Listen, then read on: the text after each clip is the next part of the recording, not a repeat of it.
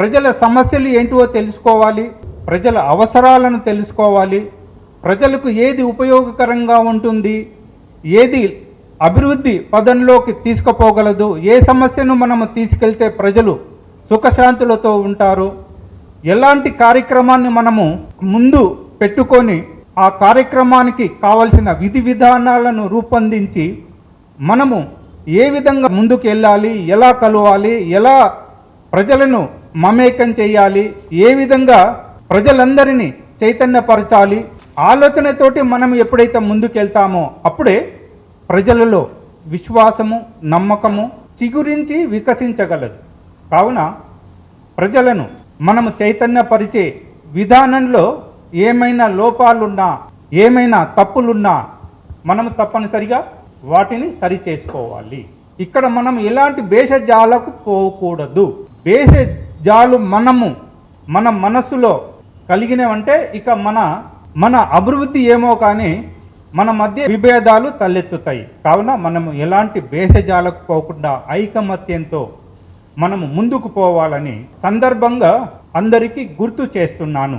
ఇప్పుడు మనము ఎన్నో రాజకీయ పార్టీల వేదికగా దీన్ని మలచాలనుకున్నప్పుడు మనము ప్రతి ఒక్కరిని స్వీకరించాలే కానీ రిజెక్ట్ చేయకూడదు.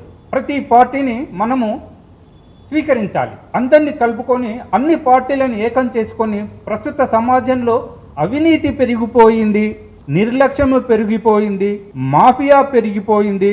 ఇలా చెప్పుకుంటూ పోతే రకరకాలు ఆయిల్ మాఫియా అని, ఇసుక మాఫియా అని, ఎడ్యుకేషన్ మాఫియా, హెల్త్ మాఫియా, ఇలా రకరకాల మాఫియాలన్నీ సమాజాన్ని అల్లకల్లోలం చేస్తున్నాయి. ఇలాంటి మాఫియాను మనం కట్టడి చేయాలంటే తప్పనిసరిగా మనము సమైక్యంగా ఐకమత్యంతో కలిసిమెలిసి అందరి అభిప్రాయాలు ఒక దగ్గరికి కలవకపోయినా కానీ అందరము కలిసిమెలిసి ప్రజల కోసము, ప్రజల సుఖశాంతుల కోసము, ప్రజల క్షేమం, సంక్షేమం, శ్రేయస్సు కోసం మనమందరము కలిసి ముందుకు పోవాలని ఈ సందర్భంగా అందరికీ గుర్తు చేస్తూ తర్వాత మళ్ళీ సమయం తీసుకొని మళ్ళీ మాట్లాడతాను. గౌరవనీయుల పెద్దలు అడిషనల్ డీసీపీ, అదేవిధంగా పీపుల్ ప్రొటెక్షన్ పార్టీ అధ్యక్షులు, retired additional DCP Sadananda Reddy గారికి, అదేవిధంగా వచ్చినటువంటి వారందరికీ కూడా పేరు పేరు నమస్సులు తెలియజేసుకుంటూ, అయితే విషయం ఏంటంటే ఇక్కడ ఉన్నటువంటి సబ్జెక్టు చాలా క్లియర్గా గత వారం రోజుల్లో కూడా అందరికీ సోషల్ మీడియాలో స్ప్రెడ్ అవుతున్నటువంటి విషయం మీ అందరూ కూడా విదితమే. అయితే మనందరం కూడా సమాజం మీద ఎంతో కొంత సోయుండి సమాజాన్ని మార్చాలి, సమాజాన్ని నిర్మించాలి, ప్రజలందరికీ కూడా ప్రభుత్వ ఫలాలు అందాలి. కాబట్టి ఉన్నటువంటి రాజకీయ పార్టీలంతా కూడా ఇచ్చుపుచ్చుడుకుని ధోరణిలో ప్రజల్ని పాలిస్తున్నటువంటి విషయం మనందరికీ కూడా తెలుసు. అంటే ఈసారి మీ ప్రభుత్వం పాలించండి, నెక్స్ట్ ఇయర్ మేము పాలిస్తాం, నెక్స్ట్ టర్మ్ అని ఒక ఇచ్చిపుచ్చుకునే ధోరణిలో ప్రభుత్వాల్ని నడుస్తున్నటువంటి విషయము. ఇది కేంద్ర రాష్ట్ర ప్రభుత్వాలు అన్నీ కూడా అవలంబిస్తున్నటువంటి తీరు. అదేవిధంగా ప్రజల్ని ప్రభుత్వ అధికారులు కానీ ప్రభుత్వం కానీ దోచుకున్నటువంటి తీరు అందరూ కూడా మనందరూ కూడా కళ్ళకు కట్టినట్టుగా అర్థమవుతా ఉంది. అయితే వీటన్నిటిని కూడా మనం నిర్మూలించాలి, వీటన్నిటిని కట్టడి చేయాలంటే అధికారం కోసం తాతలాడుతున్నటువంటి పార్టీలు కానీ లేకపోతే అధికారం కోసం ఊళ్ళూరుతున్నటువంటి నాయకులు కానీ ఎవరు కూడా ముందుకు వచ్చేటువంటి పరిస్థితి లేదు. ఎందుకంటే నాయకత్వ లక్షణం అంతా కూడా ఇవాళ డబ్బుకో లేకపోతే ప్రలోభాలకో తాకట్టు పెట్టి ఉన్నటువంటి పరిస్థితి తెలంగాణ రాష్ట్రంలో ఉందనే విషయం మనందరూ కూడా తెలుసు.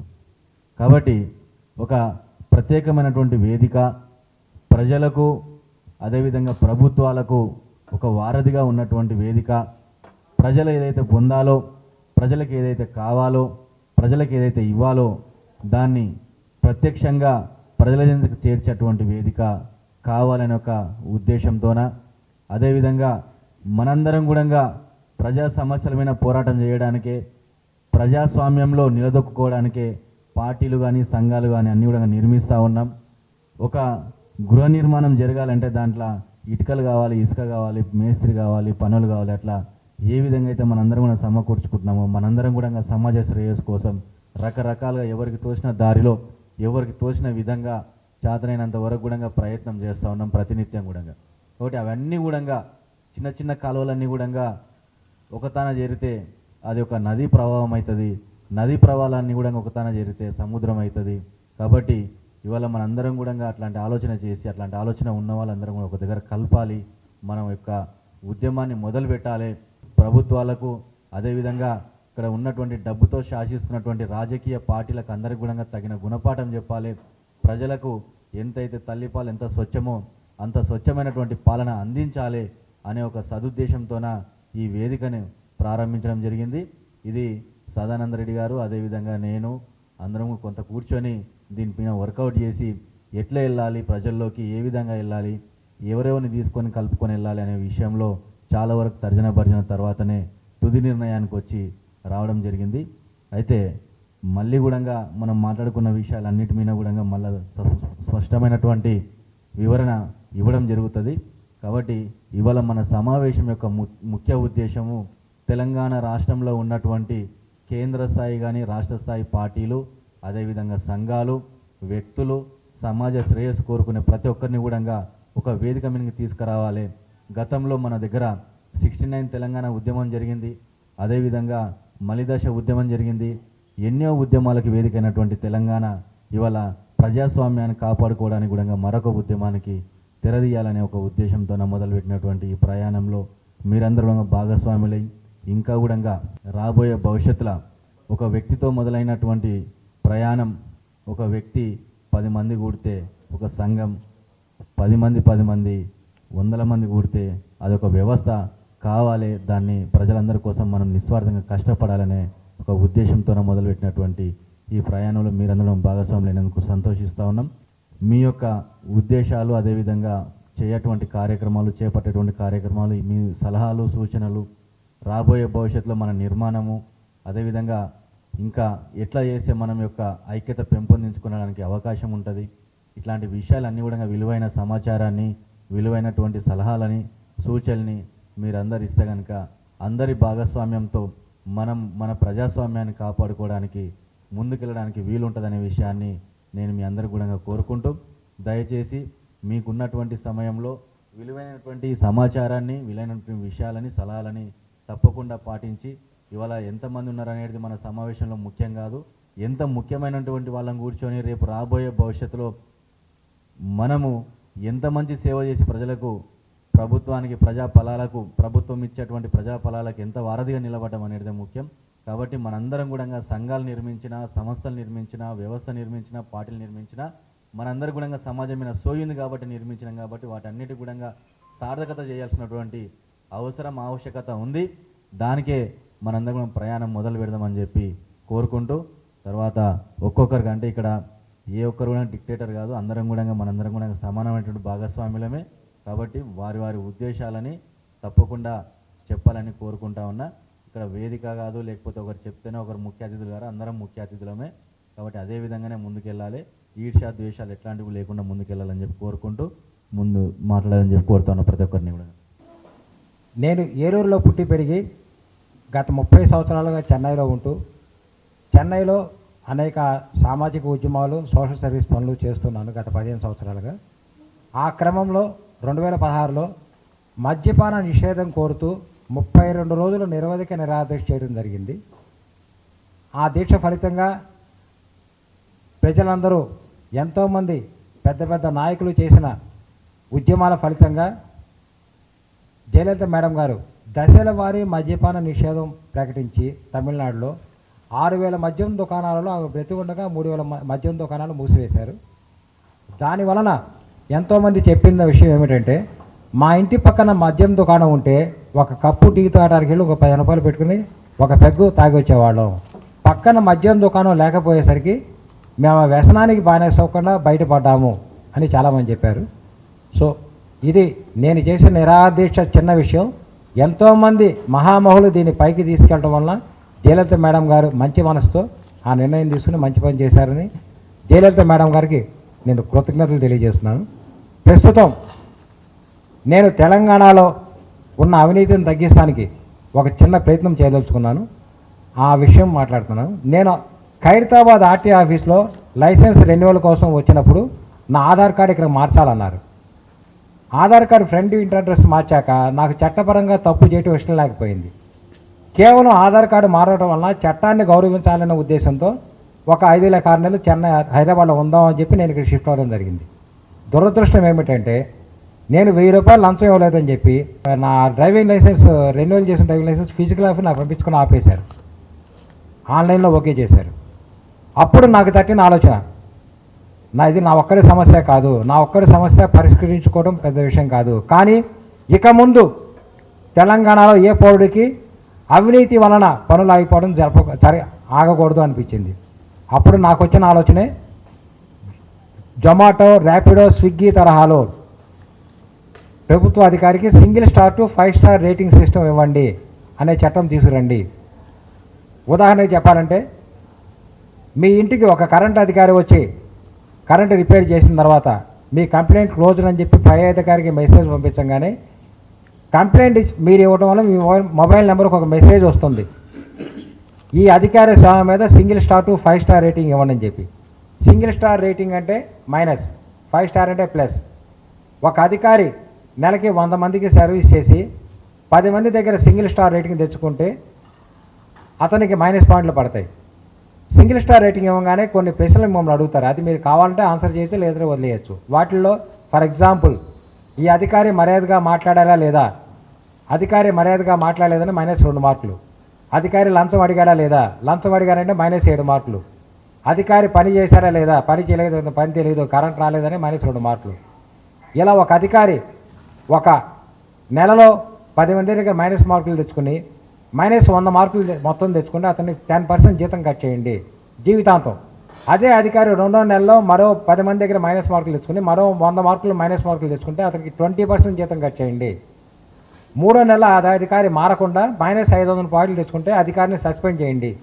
అదే రకంగా ఒక అధికారి +500 మార్క్స్ తెచ్చుకుంటే అధికారికి ప్రమోషన్ ఇవ్వండి. ఈ ప్రజలకు పంపించే సమాధానాలు, ప్రజలు ఇచ్చే బదులు ఇవన్నీ ఒక సాఫ్ట్వేర్లో లోడ్ చేసి సర్వర్లో సేవ్ చేసి దానికి ఒక పాస్వర్డ్ ఇచ్చి ఈ వ్యవస్థ మొత్తాన్ని 3 సభ్యుల కమిటీ చేతిలో పెట్టండి.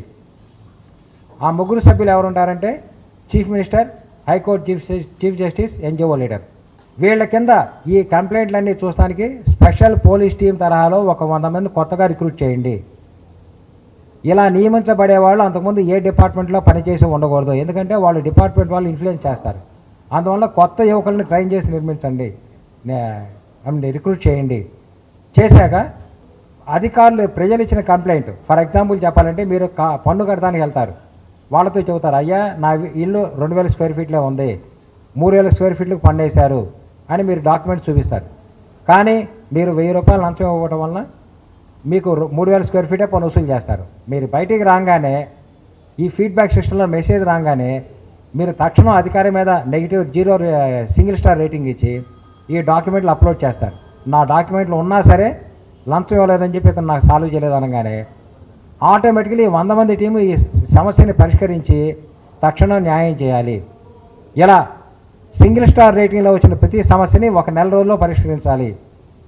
అదే కరెంటు ఇలాంటి సమస్యలు అయితే సిటిజన్ చార్టర్కు లోబడి ఆ కాల వ్యవధిలో పరిష్కరించబడాలి అనే చట్టం తీసుకురండి. ఈ చట్టం అనేది ఆర్టీఐ నీరు గార్చినట్టు, లోకాయుక్త నీరు గార్చినట్టు అసెంబ్లీలో 9 పెద్ద మనుషులు కూర్చొని గూడు పటాన్ని చేసుకుని నీరు గార్చే విధంగా ఉండకూడదు. ఈ చట్టంలో ఒక్క పాయింట్ మార్చాలన్నా సరే 50% మాత్రమే అసెంబ్లీకి ఓటు ఉంటుంది, మిగతా 50% ఎవరికి ఉంటుంది? పౌరులకు ఉంటుంది. పౌరుల దగ్గర రేటింగ్ తీసుకోండి, ఈ పాయింట్ మార్చచ్చా లేదా అని చెప్పి.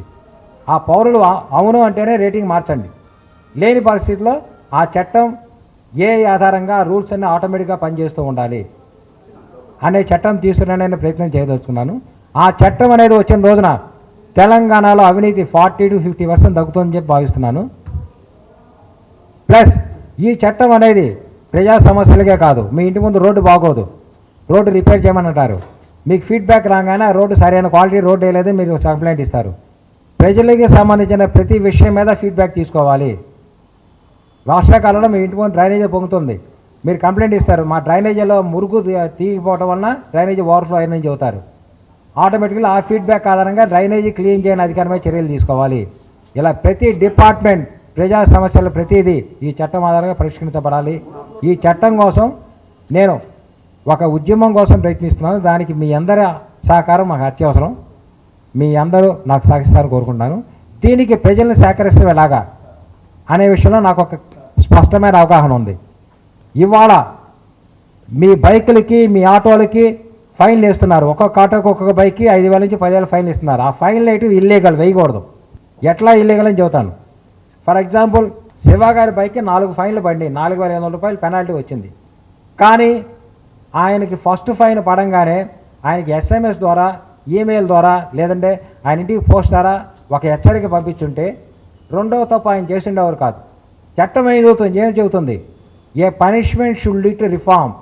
శిక్ష అనేది మనిషిని మార్చేదిగా ఉండాలని చెబుతుంది. కానీ ఇక్కడ మీరు శిక్ష అనేది మనిషిని మార్చేదిగా ఉండడానికి ప్రయత్నాలు తీసుకోవాలి. ప్రతి ఒక్కళ్ళు వాళ్ళ వెహికల్ రిజిస్ట్రేషన్ చేసేటప్పుడు మొబైల్ నెంబర్, ఈమెయిల్ అడ్రస్ అన్నీ ఇచ్చారు. కానీ ఒక్క అధికారి కూడా వారికి హెచ్చరిక చేయట్లా. అంటే సమాజంలో ఇన్ని అఫెన్సెస్ జరగడానికి కారణం నిర్లక్ష్యమైన అధికారుల ధోరణి.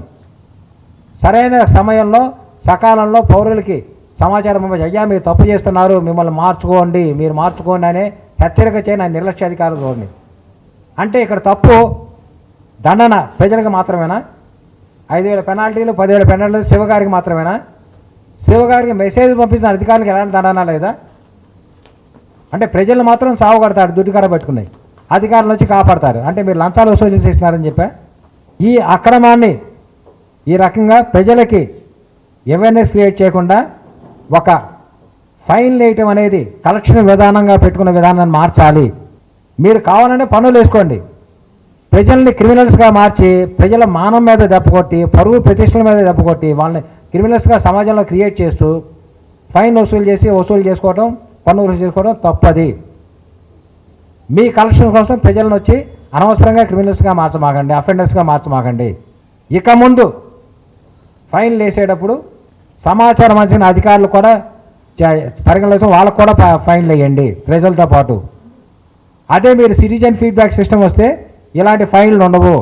మీకు ఫైన్ పడిన మరుక్షణం మీరు ఫీడ్బ్యాక్ ఇస్తారు, అయ్యా నాకు మెసేజ్ రాలేదు అందువల్ల తప్పు చేశారని. ఆటోమేటిక్గా అధికారి సస్పెండ్ అవుతాడు. అప్పుడు అన్యాయంగా మీ మీద ఫైన్లు పడవు. ఇలా ప్రతి విషయంలో ఏ డిపార్ట్మెంట్ అయినా సరే హైడ్రా అని చెప్పి ఇల్లు కూలగొడుతున్నారు. ఓకే, ఏమంటే హైడ్రా ఇల్లు కట్టేటప్పుడు లంచాలు తీసుకుని ఇళ్ళకు అనుమతించే అధికారులు ఇల్లు కూలగొట్టరే? ఆ ఇల్లు అనుమతించిన ఏ అధికారి పనిచేశాడు? అధికారి ఇల్లు ఎక్కడ ఉంది?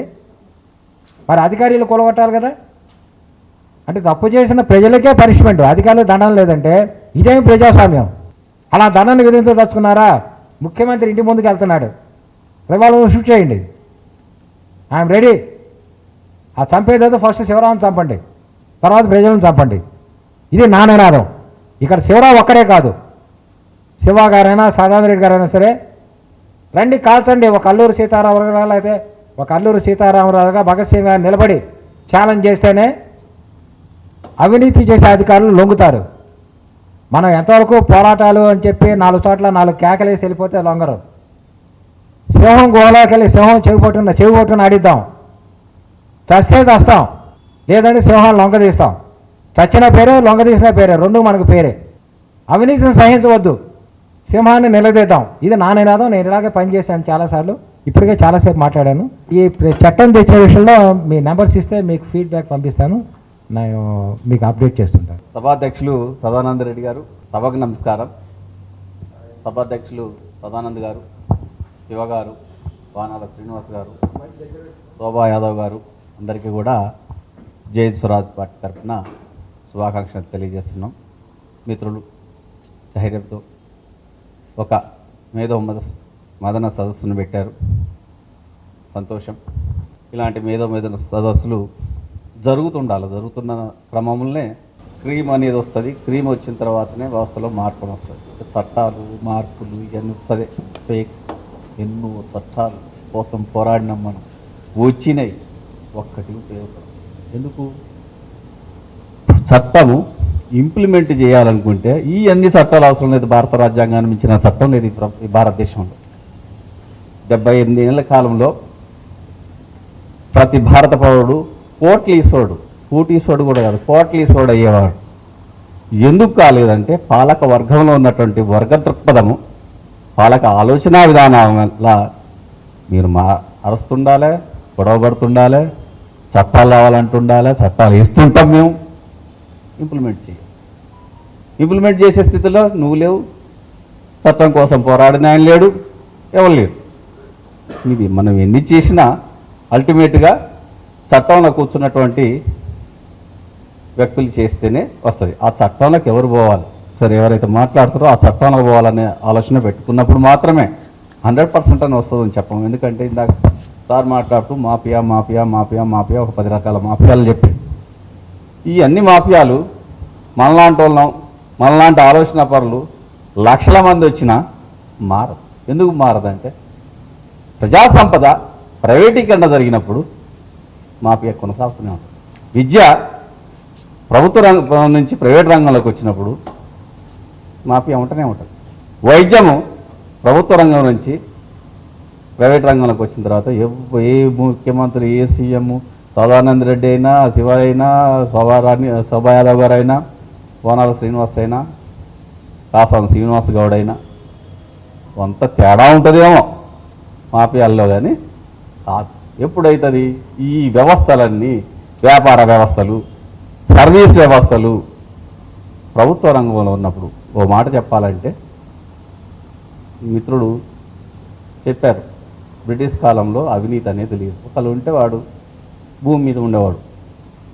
అలాంటి వ్యవస్థలు, ఎందుకంటే వాళ్ళకి సరే వాళ్ళు ఈ దేశ సంపదను దోసుకోవడానికి వచ్చినటువంటి వాళ్ళు అయినా కానీ ఇక్కడ చట్టాలు సిన్సియర్గా పనిచేసాయి. లేదు, ఒకప్పుడు రాజరిక వ్యవస్థలో కూడా అవినీతి ఉండదు. మీరు చూసినైతే రాజ్యం మొత్తం రాజు చేతిలో ఉంటుంది, ప్రజలకు స్వేచ్ఛ ఎక్కడైనా ఆడుకోవచ్చు, వాళ్ళకు చట్టాలు ఉంటాయి. కాకపోతే అక్కడ బలవంతులదే రాజ్యం. ఈ ప్రజాస్వామ్యం అనే పేరుతోటి దొంగల మూట ఏర్పడింది. ఇది 10 ఏళ్ళు, 20 ఏళ్ళు, 100 ఏళ్ళు ఈ వ్యవస్థలో సమూల మార్పు వచ్చిన దాకా కంటిన్యూ అయితేనే ఉంటుంది. చాలామంది ఏమంటారంటే ప్రజాస్వామ్య వ్యవస్థ చాలా గొప్ప వ్యవస్థ అనుకుంటారు. యాజ్ ఎ విశ్లేషకుడుగా సమాజాన్ని అధ్యయనం చేసిన వాళ్ళు చూస్తే ప్రజాస్వామ్య వ్యవస్థని భ్రష్టు పట్టుతుంది. అసలు దాంట్లోనే అన్ని లోపాలకి కారణాలు ఉన్నాయి. ఈవెన్ నియంత్రిత వ్యవస్థలో కూడా లోపాలు ఉండవు. ఎందుకంటే మినిమం సపోర్ట్ ఉంటుంది. అక్కడ ఫుడ్ ఉంటుంది, షెల్టర్ ఉంటుంది, వైద్యం ఉంటుంది, విద్య ఉంటుంది. నీకు స్వేచ్ఛ ఉండకపోవచ్చు, కావాల్సినంత సంపాదన. ఇక స్వేచ్ఛ పేరుతోటి ఏది దొరకట్లే. లక్షల టన్నుల ఆహార పదార్థాలు ఉత్పత్తి అవుతున్నా మన కోటి సెంటర్లో 4 బుక్కడు మెతుకుల కోసం అడుక్కుంటున్నారు. మరి ఎందుకు?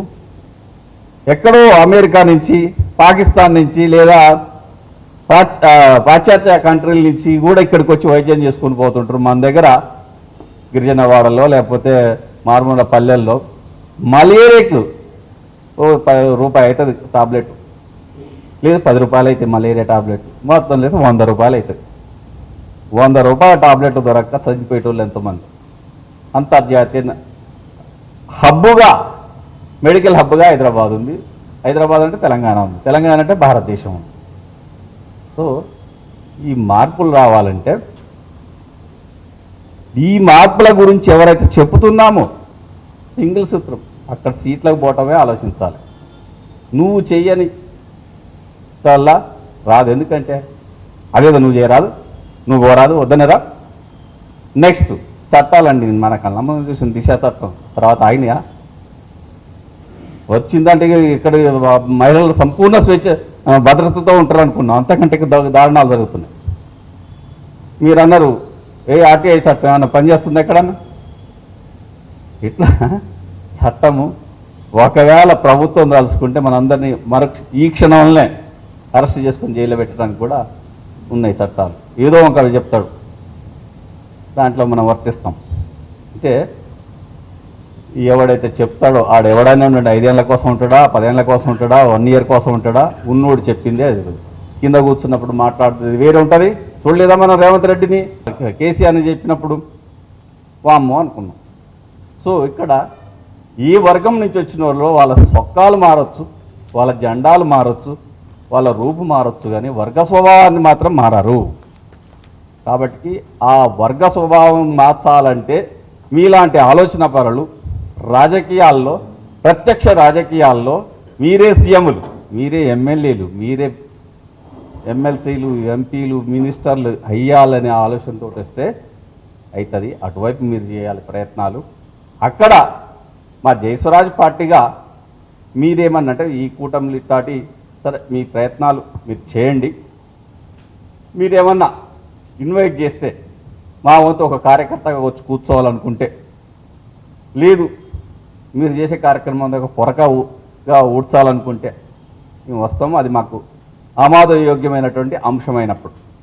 ఇదే క్రమంలో ఈ తెలంగాణ 2028 100% ఇలాంటి ఆలోచన పరులు ఇక్కడ 10 మంది ఉన్నామా, 1000 మంది ఉన్నామా, 10 లక్షల మంది ఉన్నామా, 4 కోట్ల మంది ఉన్నామా, 2028లో ప్రజలు వేసారి తెలంగాణ వస్తే మా బతుకులు మారుతాయి, సంపద మొత్తం మాకు ఈ నీళ్లు నిధులు నియామకం ఫేకు. తెలంగాణ ఉద్యమంలో ప్రజలు పాల్గొన్నది ఏంటంటే కనీసం బతుకు భరోసా దొరుకుద్దని, కనీసం ఉద్యోగం దొరుకుద్దని, కనీసం వైద్యం దొరుకుద్దని, కనీసం విద్య దొరుకుద్దని. కానీ మారుమూడు పల్లెల్లో వాడు ఒక ఇంటి జాగాని కొనుక్కోవాలంటే వాడి జీవితం సరిపోవట్లేదు. 100 గజాల ఇంటి జాగాని కొనుక్కోవాలంటే మారుమూల పల్లెల్లో వాని జీవితం సరిపోవట్లేదు. అంటే ఎక్కడికి పోయిందో చూడండి. ఒకప్పుడు హైదరాబాద్ లాంటి కాడనే కిరాయి ఇల్లు ఎందుకు, ఒక ఇల్లు కొట్టుకుందా అంటే ఒక 3-4 ఏళ్లలో 200-300 గజాల ఇల్లు స్థలం కొనుక్కొని ఇల్లు కట్టుకునేవాడు. ఇది హైదరాబాద్లో సామాన్యుడికి, మధ్యతరగతి వ్యక్తికి జీవితకాలం జీవితంలో వాళ్ళ 2వ తరానికో. ఇక పల్లెల్లో కూడా ఆ దుస్థితి వచ్చింది. అంటే ఇక్కడ ఉద్యమం కూడా చేసింది జీరో మైనస్సే. యాజ్ తెలంగాణ ఉద్యమకారుడిగా చెప్తున్న మాట మేము. తెలంగాణ ఉద్యమంలో మేము పోరాడినప్పుడు వస్తే కొంతన్నా మార్పు జరుగుద్దేమో అనుకున్నాం. కానీ అంతకంటే ఎక్కువ దోపిడీ, అంతకంటే దుర్మార్గం, అంతకంటే విద్య అందకుండా పోవటం, విద్యా సంస్థల్లో ఆత్మహత్యలు పిల్లలు చేసుకోవటం, వైద్యాలయాల్లో ఉండటం ఇవన్నీ జరుగుతుంది. దాన్ని మించి ఏమన్నా ఈ రేవంత్ రెడ్డి చేస్తాడేమో అనుకుంటే ఆయన అన్నాడు, రెడ్డి అది దొరా దొరా దొరా తీసేసి ప్రజాపాలన అన్నాడు. ప్రజా కాదు, ఊరికో 10 మంది కొత్త దొరలను తీసుకొచ్చిండు ఆయన. అక్కడ రాష్ట్రానికి మొత్తానికి ఒకటే దొర ఉండేమో సరే ఆయన దృష్టిలో. ఈయన ఊరికో 10 మంది దొరలను తీసుకొచ్చి ప్రజా పాలనని అస్తవ్యస్తం చేసి దోసుకుంటుండు నిలువున. కాబట్టి దీన్ని 2029కి ముగింపు పలకటానికి ప్రయత్నం చేద్దామి. మీ ప్రయత్నంలో మేము ఒక కార్యకర్తగా వస్తాం. ఇదే క్రమంలో ప్రభుత్వ వ్యతిరేక కార్యక్రమాలపై మేము కూడా త్వరలో కార్యాచరణ చేపట్టబోతున్నాం. మేమంటే జయస్వరాజ్ పార్టీకి ఇండివిజువల్గా చేస్తూనే ఉంటుంది. ఒక group of parties, group of organisations తోటి వివిధ కార్యక్రమాలపైన పోరాటాలు చేయడానికి సిద్ధమయ్యాం. దానికి మిమ్మల్ని కూడా మీ గ్రూపుని లేదా ఇండివిజువల్గా ఇన్విటేషన్ పిలుస్తాము, రండి. అక్కడ ఒకటే మీ జెండా, మీ కండవ, మీ పార్టీ విధానం స్వేచ్ఛగా చెప్పుకొని పోవచ్చు. దాంట్లో ఏమీ లేదు. ప్రజలు ప్రతి ఒక్కరిని పరీక్షిస్తుంటారు. ఎవరికి మనం కోరుకున్నది ఉత్తమమైన సమాజం రావాలనే కదా. ఆ ఉత్తమ సమాజంలో మా సదానంద్ గారే ముందు వరుసలో ఉన్నట్టు సమాజం మేము కూడా సపట్లు కొడతాం కదా. బాణాల శ్రీనివాస్ గారే ముందు అనుకోండి, మేము కూడా సపట్లు కొడతాం కదా. మా మిత్రుడే కదా. శివ గారైనా, శోభా యాదవ్ గారైనా, మేడం పేరేది వారైనా. సో ఈ అవకాశం ఇచ్చినటువంటి మిత్రులకి జై స్వరాజ్ పార్టీ తరఫున మరొకసారి ధన్యవాదాలు తెలియజేస్తూ, మనం చెప్పేది 100% చేయలేకపోవచ్చు, కానీ దాంట్లో కొంత భాగం అన్నా చేయటం వైపు అడుగేద్దామని కోరుకుంటూ ఈ అవకాశం ఇచ్చిన వారికి ముగిస్తాను. Thank you. మరి ఇక్కడ మా సోదరులు బ్రదర్లు అందరికీ నా ధన్యవాదాలు. నేను రాష్ట్రీయ జనతాదళ అధ్యక్షురాలని తెలంగాణకు. ఈ తెలంగాణ ఉద్యమాలు అనేటివి మేము ఇప్పుడు కాదు, గతంలో ఎన్నోసార్లు బ్రదర్ చెప్పినట్టు కేసీఆర్కే లైఫ్ ఇచ్చిన వాళ్ళం మేము. ఫస్ట్ తెలంగాణకు లెటర్ ఇచ్చింది లాలూ ప్రసాద్ యాదవ్. లాలూ ప్రసాద్ తర్వాత మేము కమిటీ వేసి ఇప్పించింది నేను తెలంగాణకు. రఘువంత్ సింగ్ ప్రసాద్ బాబుని పెట్టి తెలంగాణ ప్రజలు వెనుకబడుతుర్రు, వాళ్ళకి అవసరం ఉంది తెలంగాణ విద్య వైద్యం అని బ్రదర్ చెప్పినట్టుగా మేము అప్పుడు ఆలోచించి ఏం చేసినంటే పార్లమెంట్లో ఒక బోర్డు కమిటీ తయారు చేసి రఘువంత్ సింగ్ ప్రసాద్ బాబుని ప్రెసిడెంట్గా దాన్ని నియమించడం. ఆ తర్వాత ఇక్కడ ఉద్యమాలు చేసినప్పుడు సోదరులందరూ కలిసి తెలంగాణ ప్రజలంతా కలిసి మాకు అందరూ సహకరించి తెలంగాణను మేము తెచ్చుకోవడం జరిగింది. కానీ తెలంగాణ ఏం పాలైందంటే ఒక బీసీ సీఎం అవుతాడేమో, ఒక ఎస్సీ సీఎం అవుతాడేమో, ఒక ఎస్టీ సీఎం అవుతాడేమో అనుకున్నా కానీ ఈ విధంగా దొరల పాలన అవుతుందని మేము కూడా అనుకోలేదు అప్పుడు. అయితే అప్పుడు ఆల్టర్నేట్గా ఎవరు లేరు, కేసీఆర్ తప్పితే ఎవరు లేరు అని చెప్పి ఆయన ఎన్నుకోవడం జరిగింది. అంటే అది కూడా స్వార్థంగానే, అది ఎట్లా అంటే ఎవరికి వాళ్ళు పోటీపడి చేసిరు. కానీ ఆయన ప్రభుత్వం గత 10 ఏళ్ళ నుంచి మేము కూడా చూసినాము. ఆయన బిడ్డే కవితమ్మ ఏ విధంగా చేసింది, తండ్రి ఎట్లా చేసిండు, వీళ్ళు ఎట్లా చేసిరు, అందరినీ చూసుకుంటూ తర్వాత తెలంగాణ ప్రజల్ని వాడు దొర వీడి దొర అనుకుంటా ఎవరు మన ఇప్పుడున్న ముఖ్యమంత్రి గారు రేవంత్ రెడ్డి గారు ఏం చేసిండు, నేను వస్తా నేను చేస్తా అని అందులోకెళ్ళి ఇంట్లో చెప్పయి ఇళ్ళకెళ్ళి అందులో చెప్పయి మరి తెలంగాణను చేపట్టాలని ఎన్నో ప్లాన్ చేసినాక తెలంగాణ ప్రజలను ఏం చేస్తుండు, ఆశ ఈ 2 తులాల బంగారం తులం బంగారం అని ఆశ పెట్టి నిన్ను పింఛనీళ్ళు ఇస్తా 4,000 అని చెప్పి ఎంతో ప్రజలను, అంటే ఇక్కడ తెలంగాణ ప్రజలలో కొంచెం అవగాహన లేదు. ఎందుకు లేదంటే చదువు లేదు. కొన్ని లేబర్ బస్తీలు ఉన్నాయి, కొన్ని స్లమ్ ఏరియాలు ఉన్నాయి, అందులో చదువులు రావు. వాళ్ళకి 500 200 ఇచ్చుకొని తీసుకొస్తారు, వాళ్ళని మోటిగేజ్ చేస్తారు. మోటిగేజ్ ఓటు టైం వచ్చే వరకు ఇంత డబ్బు ఇచ్చి ఓటు ఇప్పించుకుంటారు. అందులో రకరకాలుగా తయారవుతుంది. ఆ ప్రజలంతా ఏమైపోతున్నారే మాకు వస్తే దేవుడు ఏమనిస్తాడేమో అనే ఆశతోని ఈ ప్రజలు ఎన్నుకోవడం జరుగుతుంది. అయితే వాళ్ళని ఫస్ట్ మోటిగేజ్ చేయాలి మనం అందరం కూడా. ఇప్పుడు ఈ ప్రజా సంఘాలు అంటున్నావు, ప్రజా సంఘాలు ఏం చేస్తారు, ఈ నీకు గ్రూప్ వస్తే నీకు ఎవిడెన్స్గా నీ వెనక 4 వస్తారు, నా వెనక 4 అందరు వస్తారు. ఆడ ఊగుతుండు ఒక్కడు ఊగుతుండు అనుకో, వాని వెనక వాడు 1 లక్ష రూపాయలు పెట్టుకోరా ఇక చూసుకో నువ్వు అనగానే వాని వెనక మనల్ని వదిలిపెడతాడు. అరే అన్న మంచోడ్రా పోయి ఆ వెనక పోదాం పదా అని పోతుంది. అంటే ఇలాంటి వారి కట్టాలి మనం అందరం. ఇప్పుడు చెప్పుకోవడం మీటింగ్ పెట్టుకోవడం గొప్ప కాదు. ఇక్కడ వ్యవస్థ అనేది ఇప్పుడు ప్రైవేట్ సంస్థ అంటారు, ప్రైవేట్ సంస్థల పిల్లలకు ఫీజులు తల్లిదండ్రులు కట్టలేక చచ్చిపోతురు. అలాంటి వారి కట్టాలి. ఎందుకంటే రేవంత్ రెడ్డి దృష్టిలో కూడా ఆలోచించాలి. ఆయన కూడా నేను ప్రజలకు సాయం చేస్తాను, నేను కూడా మిడిల్ క్లాస్, నేను ఒక మన దీన్ని ఏమంటారు రైతు సంఘం బిడ్డని నేను కూడా ఒకప్పుడు అని చెప్పుకుంటూ వచ్చిండు. ఆయన అదే ఆలోచించాలి, పిల్లలు ఎట్లా చదువుకుంటారు, ఏమవుతుంది, నేను పిల్లలకి ఏం చేయాలి, ఎట్లా పురుగుల ఫుడ్ పెడుతుర్రు, పిల్లలకు ఫీజులు కట్టలేక పిల్లలు చచ్చిపోతుర్రు, పిల్లల రేపులు జరుగుతున్నాయి, ఆడపిల్లలకు ప్రొటెక్షన్ అంటుర్రు. ఆయన ఒక కమిటీ వేస్తాడు. ఏ కమిటీ వేసినా కానీ ఏ గవర్నమెంట్ వచ్చి కూడా ఈ ఆడపిల్లని కాపాడలేకపోతున్నారు. దాన్ని ఎట్లా అరిగడతారు? ఒక గ్రూప్ తయారు చేయండి లేడీస్కి, ప్రైవేట్ లేడీస్ పెట్టండి, ప్రైవేట్ లేడీస్ పెట్టి వాళ్ళకి మీరు ఈ గ్రూప్ని ఇట్లా చూడండి, ఈ విధంగా చేయండి అని చెప్పి ఒక్కొక్క ఈ స్కూల్లో ఏం జరుగుతుంది అది రిపోర్ట్ తీసుకుని వాళ్ళకి ఏం చేయాలి, వాళ్ళకి ఎలాంటి సాయం చేయాలనేది తెలంగాణ ముఖ్యమంత్రి గారు రేవంత్ రెడ్డి గారు చూడవలసిన అవసరం. ఇంకోటి ఇప్పుడు నిరుపేదలు అంటున్నావు, నేను మీరు ఎవరు ఏమనుకోవద్దు. అక్కడ అసదున్ ఓవైసీ గాంధీ కాలేజ్ ఎవరు చెడగొట్టలేరు. బంజారాల్లో చాలా ఇండ్లు ఉన్నాయి వాళ్ళవి, అవి ఎవరు తీస్తలేరు. ముస్లిం ప్రాపర్టీలు ఎక్కడ కూడా కూలగొట్టడం జరిగింది. ఓన్లీ నిరుపేదలు ఈ కూలి ఆ కూలి పెట్టుకొని తిని పండుకునేటోని అందరి ఇండ్లు కూలగొడుతురు. ఇక్కడ ఎందుకు మన చెదరగట్లో ఆడు బలాల అది జాగంతా మార్చేట్లనే ఉండే, అది నవాబ్ది గతంలో గవర్నమెంట్ గుంజుకుని గవర్నమెంట్కి వెళ్ళి డాక్యుమెంట్లన్నీ నా దగ్గరే ఉన్నాయి. అయినా కోర్టుల కేసు ఉండే, వాడు నవాబ్ గారు అమ్మేసిండు హిందువులకి. మా మిర్యాల మండి ఒక హిందూ ఉండే, ఆయనకి అమ్మేసిండు, ఆ కాగితాలు కూడా నా దగ్గర ఉన్నాయి. అలాంటి పేపర్లు అన్నీ చెప్తే కబ్జా పెట్టించి అన్నీ చేసి పూలగొట్టి కట్టించిండు. ఏంటి డబల్ బెడ్రూమ్ కట్టిస్తే అలా కొంతమంది అని హిందువులు చేరుతారేమో పాపం మనకు సపోర్ట్ వస్తుంది ఆ బస్తీకి ఏరియాకి అని చెప్పి నేను కూడా ఆలోచించాను. కానీ ఇక్కడ ఏం చేసిండు, ఇల్లు కూలగొడుతున్నాం, ఇల్లు కూడా మొత్తం టోటల్ ముస్లింలకు ఇచ్చారు. ఎక్కడ ముస్లిమ్స్ బయటికి వెళ్ళి వచ్చారు ముస్లిమ్స్. ఇక్కడ ముస్లిమ్స్ మంచోళ్ళు, ఇక్కడ ముస్లిమ్స్ చెడ్డోళ్ళు కాదు, వాళ్ళు కొట్లాడరు, ఏం ఎవరు జోలికి పోరు. బయటికి వెళ్ళి వచ్చిన ముస్లిమ్స్ హిందువులను కొట్టడము, హిందువులను గిచ్చడము, అంటే ఉరుకడము, ఇలాంటి చాలా జరుగుతున్నాయి హైదరాబాద్లో. ఇవి ఎవరు కనబడతలేదు. మీరు ఓల్డ్ సిటీలో చూడండి, న్యూ సిటీలో చూడండి, గల్లీ తిరిగి చూడండి. ఎందుకంటే నేను కళ్ళతో చూస్తూ సర్వే చేస్తుంటా కాబట్టి చెప్తున్నా. అట్లా మొత్తం అపార్ట్మెంట్లు మొత్తం డబల్ బెడ్రూమ్ మొత్తం ముస్లింలను దించేసిరల్లా. బల్లాలు ఎవరికి చెప్తే ఆయన రాయాలి, ఎమ్మెల్యే రాయాలి, లేసేసేయాలి. అట్లా జరిగింది. మరి చెదరగట్ట ఏడుందో అన్నే ఉంది, మూసినది మొత్తం కబ్జా పోయింది. మరి దాన్ని ఎవరు అడిగేటోళ్ళు లేడు. మరి ఏమంటే నేను ముఖ్యమంత్రి గాడ పోతుండే ఏదో ఇప్పుడు గాంధీ స్టాచ్యూ పెడతానే కాడ నిరుపేదలను జరపకంటారు, ఉన్నాను జరుపుండ్రి, బ్లాక్ మనీ ఉన్నాను జరుపుండ్రి. వాళ్ళంట పడు నువ్వు, గీలంట పడితే ఏం లాభం చెప్పు. పేదలు కడుపుకు పూటి లేక 1952 నుంచి ఉన్న స్థానికులు ఏడున్నారంటే హైదరాబాద్ వాళ్ళు ఆటో కొట్టుకొని రిక్షా కొట్టుకొని బతికిన వాళ్ళు ఉన్నారు ఇక్కడ.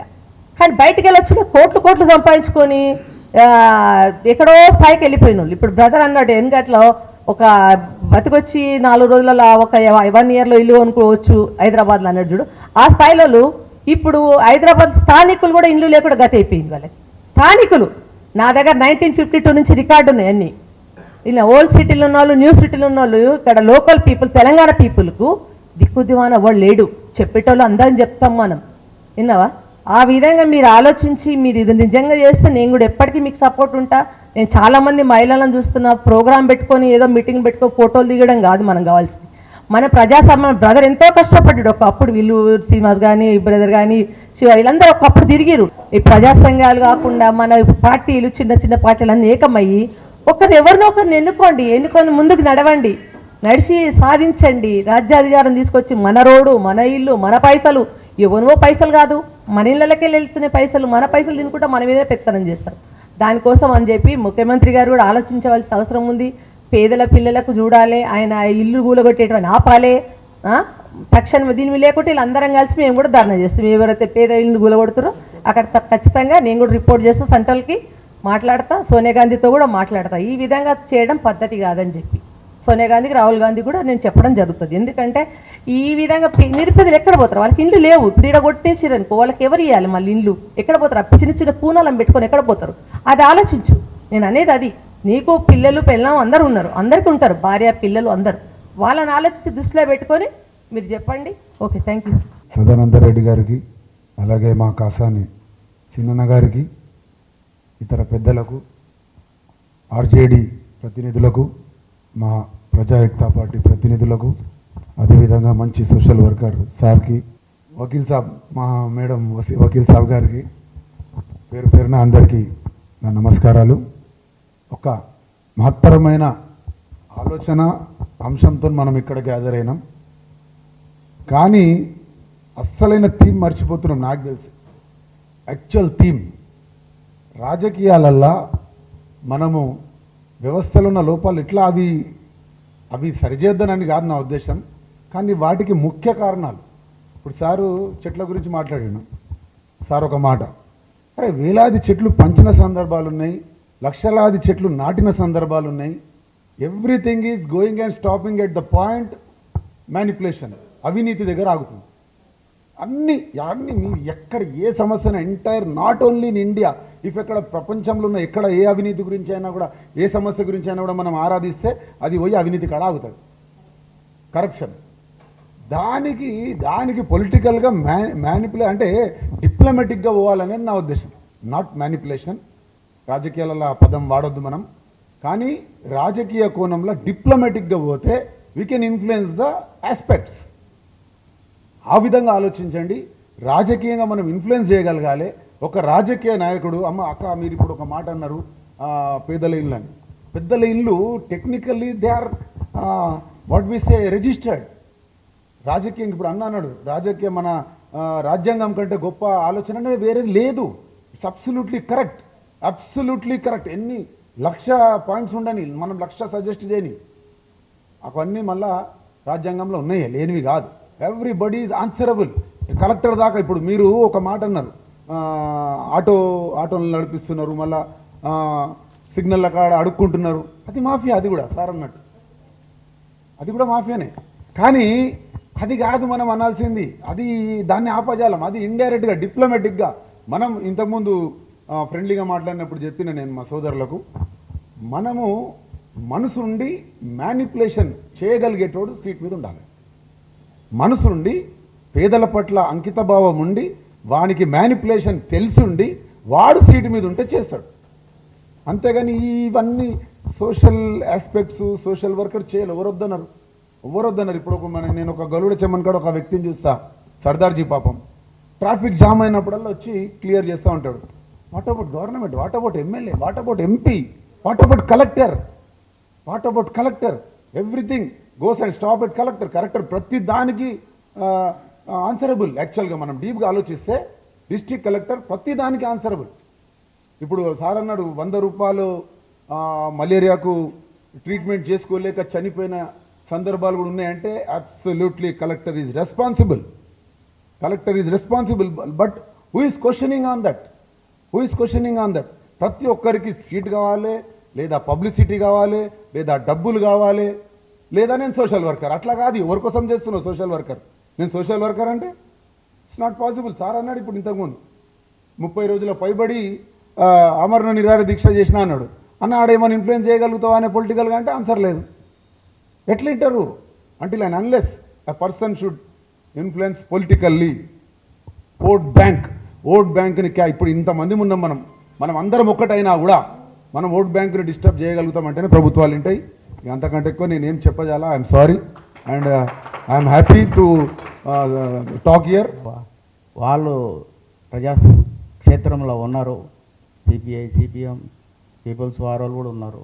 కానీ గొంతెత్తి మాట్లాడినటువంటి వ్యక్తులను ఖచ్చితంగా మాట్లాడితే గొంతు నులివెంచేటటువంటి పరిస్థితి ఈ రోజుల్లో ఉంది. కాబట్టి మనము ఇక్కడ చిన్నగా ఈ వేదిక అని ఓ 10 మందితో కూర్చున్నాము. ఈ 10 మందిది రేపు 1000 మంది కావాలని నేను ఆకాంక్ష. ఎందుకొరకు అంటే కేసీఆర్ తెలంగాణ ఉద్యమం చేసినప్పుడు ఒక ముగ్గురుతోటే చేసిండు. ఒక తన కూర్చొని ఆయన అలవాటు అది వేసుకొని కూర్చొని మాట్లాడుకుంటా తెలంగాణ చేద్దాం అనేటువంటి ఆలోచన విధానం తీసుకుపోయినటువంటిది ఒక పెద్ద రాష్ట్రాన్ని అంటారు, పెద్ద రాష్ట్రాన్ని రెండుగా విభజించేటటువంటి పరిస్థితి దాకా వచ్చింది అని అంటే ఈ యొక్క మేధోమదనం ద్వారా ఎన్నో పార్టీలను ఇంకా సమీకరించాల్సి ఉంది. ఎంతోమంది ఈ వేదిక మీదకి రావాల్సినటువంటి అవసరం ఉంది. దీంతో పాటు ఇంకొకటి చెప్తారు ఏమంటే సంఘాలు అంటే దీంట్లో ట్రేడ్ యూనియన్స్ కూడా రావాలి. ట్రేడ్ యూనియన్స్ ఉంది, ఐఎన్టీఎస్ ఉంది, బిఎంఎస్ ఉంది, హెచ్ఎంఎస్ ఉంది.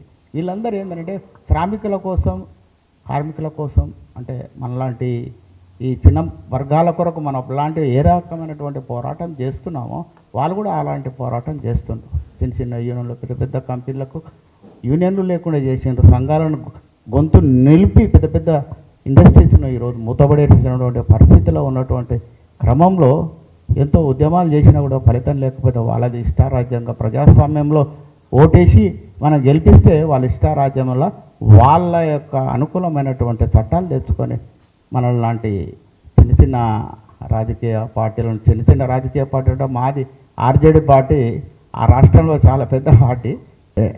యాక్చువల్గా నేను మేడము ఒకసారి central minister Kranti Singh madam గారు వచ్చిండ్రు. వస్తే ఆ మేడం గారును తోటి మాట్లాడదామని వెళ్తే అప్పుడు కవితమ్మ వచ్చింది. అసలు కవితమ్మ ఎవరో కూడా ఆమె నోటెడ్ కూడా ఎవరికి మాకు తెలియదు.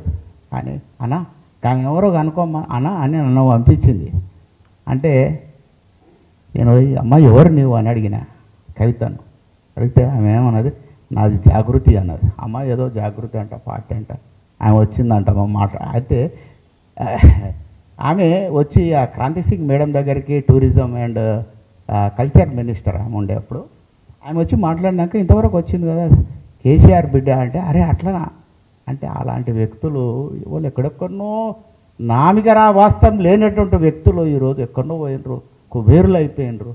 ప్రజలకు మేము న్యాయం చేస్తాం, ప్రజల సేవ చేస్తామని చెప్పి సేవ చేసుకుంటా ఈరోజు ఏ స్థితిలో ఉన్నారు. మనం ఇంకా ఉద్యమం చేస్తూనే ఉన్నాం. ఇంకా ఉద్యమాల్లో ప్రాణాలు కోల్పోయిన వాళ్ళే ఉన్నారు, జెండా పట్టినోడే ఉన్నాడు, ఇంకా కానీ జెండా మోచుడే ఉన్నాడు. ఇంకొకటి ఏమన్నారంటే బీద వర్గాల వారు పైకి రావటం లేదంటే కొన్ని నియోజకవర్గాల్లో ఏంటంటే ఎస్సీ ఎస్టీ మైనారిటీ కొన్ని నియోజకవర్గాల్లో వాళ్ళకు రిజర్వేషన్స్ ఉంటాయి. వాళ్ళే నిలబడాలి, మహిళలే నిలబడాలని రిజర్వేషన్ ఉంటాయి. కానీ వాళ్ళు ఎవరి దగ్గరికి వెళ్తారు, మళ్ళా గెలిచినా మళ్ళీ తిరిగిపోయి మళ్ళీ ఆ పార్టీలనే కలుస్తుండ్రు. అంటే ప్రజల గురించి ఆలోచించే వాళ్ళు, ప్రజల గురించి పోరాడదామనేటువంటి ఆలోచన విధానం ఉన్నటువంటి వ్యక్తులు కూడా వాళ్ళకు వాళ్ళు ఎవరికి వాళ్ళు నీళ్ళు వాళ్ళ యొక్క కడుపులో గుంజుకుంటేనే ఈత కొడతామన్నాడు చూసినా ఆ రకంగా పోతుండ్రు. చట్టాలన్నీ రాజకీయ వాళ్ళ చేతిలో ఉన్నాయి. ఇంతకుముందు గట్రా న్యాయస్థానం పోతే మేడం గారు ఏమనుకోకు, న్యాయస్థానం పోతే న్యాయం దొరుకుతుందని మనం అనుకునేవాళ్ళం. కానీ అక్కడ కొన్ని గ్రూపులు తయారని. ఏం గ్రూపులు అంటే రెడ్డి గ్రూప్ ఒకటి, బాపనోళ్ళ గ్రూప్ ఒకటి, ఇంకొక గ్రూప్ ఒకటి. ఆ జడ్జి ఎవరు ఉంటే ఆ కేసులు ఆన్నే వేపిస్తారు. ఆన్నే వేపించి వాళ్ళ అనుకూలంగా తప్పు చేసినా, ఒప్పు చేసినా, అన్యాయం చేసినా, ఓను గుంజుకున్నా. కానీ ఆ యొక్క గ్రూపుల ద్వారా ఈరోజు న్యాయ వ్యవస్థనే భ్రష్టు పట్టింది. నేను అందుకే అంట, కానీ న్యాయస్థానం కాదు అది, అన్యాయస్థానం. న్యాయవాదులు కాదు అన్యాయవాదులు అంట. కాబట్టి దయచేసి ఎవరన్నా ఉంటే క్షమించాలి. కానీ బాగా ఉంది, వ్యవస్థకు నష్టం కలుగుతుంది. Thank you very much. మాట్లాడాలంటే చాలా మాట్లాడచ్చు, గంటలు మాట్లాడు ఉపన్యాసం ఇచ్చేటటువంటి దేవుడు నాకు ఆ యొక్క జ్ఞానం ఇచ్చిండు. అయినా సరే కాబట్టి దయచేసి ఈ అవకాశం ఇచ్చినటువంటి పెద్దలకు ప్రత్యేకమైన ధన్యవాదాలు. Thank you very much. ఈరోజు తెలంగాణ రాష్ట్ర ఐక్య రాజకీయ వేదిక ఏర్పాటు కోసం రాజకీయ పార్టీల కలయిక జరిగింది. ఈ రాజకీయ పార్టీల కలయికలో నాయకుల మేధోమథన సదస్సును పురస్కరించుకొని గడిచిన 80 సంవత్సరాల స్వాతంత్ర భారతదేశంలో ప్రజలు ఎవ్వరు కూడాను సంతృప్తిగా లేరు. ప్రతి ఒక్కరికి ఎన్నో సమస్యలు, అవసరాలు, బాధలు, కష్టాలు, సవాళ్ళు. ప్రస్తుతం ఇప్పటి వరకు పరిపాలించిన రాజకీయ పార్టీలు ప్రజలను ఇబ్బందులకు గురి చేయటమే కాక అనారోగ్య పాలు చేశాయి. వీటినన్నిటిని దృష్టిలో పెట్టుకొని మునుముందు రాబోయే ఎన్నికలలో ఇప్పుడు ఉన్న అధికార పార్టీలను, ప్రతిపక్ష పార్టీలను ప్రజా క్షేత్రంలో ఓడించేందుకు, ప్రజలను చైతన్యపరిచేందుకు మేము కార్యాచరణ రూపొందిస్తున్నాము. ఈ కార్యాచరణలో ఎవరైతే అవినీతి రహిత సమాజం కోసము, వివక్ష రహిత సమాజం కోసము, ఉచిత విద్య, ఉచిత వైద్యం, ప్రతి ఒక్కరికి ఉపాధి అవకాశాల కల్పన కోసము ఎవరైతే వస్తారో వారినందరినీ కలుపుకొని ముందుకు పోతామని ఈ వేదిక ద్వారా తెలియజేస్తూ ముగిస్తున్నాను. తెలంగాణ ప్రజా రాజకీయ వేదిక, అదేవిధంగా తెలంగాణ ప్రజా సంఘాల వేదిక నిర్మాణం చేపట్టడం జరిగింది. తెలంగాణ వ్యాప్తంగా ఉన్నటువంటి సంఘాలు కానీ, అదేవిధంగా వివిధ రాజకీయ పార్టీలు కానీ, ఇవన్నీ కూడా ఒక వేదిక మీదకి వచ్చి తెలంగాణలో ఉన్నటువంటి ప్రజల్ని, అదేవిధంగా తెలంగాణలో ఎదుర్కొన్నటువంటి ఇబ్బందులను అన్ని కూడా అద్దం బట్టి ప్రజా చైతన్యం చేయాలనే ఒక ఉద్దేశంతోన ఇక్కడ ఉన్నటువంటి రాజకీయ పార్టీలన్నింటినీ ఏకం చేయాలి, అదేవిధంగా సంఘాలను ఏకం చేయాలని ఈ వేదిక ఏర్పాటు చేయడం జరిగింది. కాబట్టి రాబోయే భవిష్యత్తు కార్యాచరణ తెలంగాణ రాష్ట్ర వ్యాప్తంగా ఉన్నటువంటి సంఘాలు, గ్రామ స్థాయి సంఘాల నుంచి మొదలుకొని రాష్ట్ర స్థాయి సంఘాల వరకు కూడా అన్నింటినీ ఒక వేదిక మీదకి తీసుకొస్తాం. అదేవిధంగా తెలంగాణ రాష్ట్ర వ్యాప్తంగా ఉన్నటువంటి పార్టీలు ఏవైతే ఉన్నాయో ఆ పార్టీలు అన్నింటిగా ఒకే వేదిక మీదకి తీసుకొచ్చి తెలంగాణ ఉద్యమాన్ని ఏ విధంగా అయితే ఉర్రూతలూగిచ్చిరో తెలంగాణ రాష్ట్రంలో తెలంగాణలో ఉన్నటువంటి ప్రజలకి ఉద్యమాలు చేయడం అనేది కొత్త కాదు. అదే ఇక్కడ ఉన్నటువంటి అవినీతి పైన, ఇక్కడ ఉన్నటువంటి అరాచకాల పైన, దోపిడీ పైన, అదేవిధంగా పాలిస్తున్నటువంటి ప్రభుత్వం ఇచ్చినటువంటి హామీలను తుంగలో దొక్కి ఇవాళ ప్రజల్ని మసిపూసి మాడికాయ చేసి చూపిస్తున్నటువంటి విధానాలన్నిటి ప్రజల్లోకి తీసుకెళ్తాం. ఎక్కడైతే ప్రజాస్వామ్య వ్యవస్థ నిర్మాణం జరగాలో, ఎక్కడైతే ప్రజాస్వామ్యబద్ధంగా, రాజ్యాంగబద్ధంగా ఓటు హక్కు ద్వారా నాయకుని ఎన్నుకోవాలనే ఒక ప్రజాస్వామ్య వ్యవస్థ నిర్మాణం జరుగుతుందో అక్కడే అవినీతి జరుగుతుంది. అక్కడ నుంచి మొదలుకొని ప్రజలు ప్రభుత్వం ఏర్పాటు చేసి 5 సంవత్సరాలు పాలించేటువంటి సమయం ఏదైతే ఉందో అదంతా కూడా ప్రజలు అవినీతి రహిత సమాజ నిర్మాణంలో భాగస్వాములై అవినీతి రహితంగా పాలన జరగాలనే ఉద్దేశంతోన తెలంగాణ ప్రజా సంఘాల వేదిక, రాజకీయ వేదిక మొదలు కాబోతా ఉంది. కార్యాచరణ ముందుకు తీసుకెళ్ళబోతా ఉంది. కాబట్టి ప్రజాస్వామ్యంలో ఎక్కడ అన్యాయం జరిగినా, ఎక్కడ అవినీతి జరిగినా, ఎక్కడ అరాచకాలు జరిగినా, ఎక్కడ దోపిడీ జరిగినా వాటన్నిటిగా అరికట్టడమే ప్రధాన లక్ష్యంగా ముందుకెళ్తుందని చెప్పి తెలియజేస్తా ఉన్నా. జై తెలంగాణ. నెక్స్ట్ కార్యాచరణ ప్రజా సంఘాలని గ్రామ స్థాయి నుంచి, అంటే పంచాయతీ స్థాయి నుంచి పార్లమెంటు స్థాయి రాజకీయ పార్టీలు అన్నిటిగా ఏకం చేస్తాం. అదేవిధంగా గ్రామ స్థాయి సంఘాల నుంచి కూడా పేపర్ బాయ్ సంఘం నుంచి మొదలు పెడితే ఇక్కడ ఉన్నటువంటి గజిటెడ్ ఆఫీసర్ సంఘాలు అన్నిటిగా ఒక వేదిక మీదకి తీసుకొస్తాం. ప్రజాస్వామ్యంలో తెలంగాణ ప్రజలు ఎదుర్కొంటున్నటువంటి దోపిడీని ప్రభుత్వం ఇస్తా అన్నటువంటి హామీలని ఇచ్చి రాష్ట్రాన్ని అంతా కూడా అప్పుల ఊబిలో నెట్టి ఈ అప్పునంతా కూడా ప్రజల నెత్తిలో రుద్ది ప్రజలతో బలవంతంగా పన్నుల రూపకంగా లేకపోతే ఏదో ఒక రూపకంగా వసూలు చేస్తుంది. కాబట్టి వీటన్నిటి ప్రజల్లోకి తీసుకెళ్తాం. రాబోయే ఎన్నికల్లో తల్లిపాలు ఎంత స్వచ్ఛంగో అంతే స్వచ్ఛంగా నాయకుడిని ఎన్నుకున్నటువంటి సాంప్రదాయాన్ని తీసుకురావాలనేదే ఈ వేదిక యొక్క ముఖ్య ఉద్దేశం. దానికి సంబంధించినటువంటి కార్యాచరణని ముందుకు తీసుకెళ్తాం. కలిసి వచ్చిన వాళ్ళని కలుపుకుంటాం, కలిసి రానోళ్ళకి కూడా వివరిస్తాం, గడ్డాలు పట్టుకుంటాం, ఏదైనా చేసి వాళ్ళని కలుపుకునే ప్రయత్నం చేసి కార్యాచరణలో భాగస్వామ్యం చేస్తామనే విషయాన్ని తెలియజేస్తా ఉన్నాం. Please subscribe to the channel and download the Politicos app from the links in the description.